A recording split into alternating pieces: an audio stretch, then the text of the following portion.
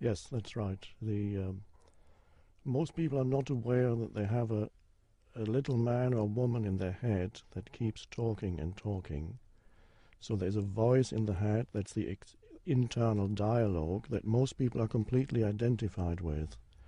And in my case, and in many people's case, the voice in the head is a predominantly unhappy one. So there's an enormous amount of unhappiness that is continuously generated by this unconscious internal dialogue. And at that moment, that night, a separation occurred inside me between the voice, which is the incessant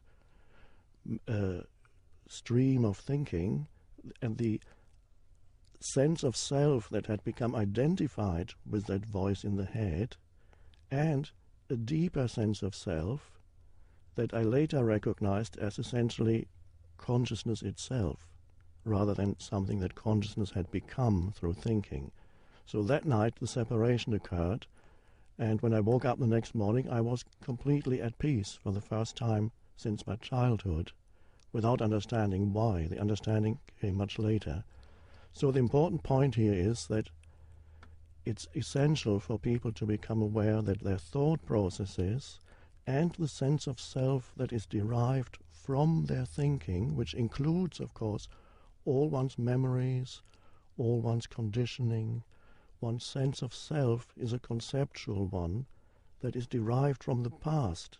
So all the stream of thinking really is a form of conditioning of the past. So it's essential for people to recognize that this voice is going on inside them incessantly, and it's always a breakthrough when people for the first time realize, here's my thinking, here are all the habitual thoughts that I've been having, repetitive thoughts, very often recurring negative thoughts, and they suddenly realize, and here I am knowing that these thoughts are going through my head. So the identification is suddenly broken, and that is for many people the first real spiritual breakthrough.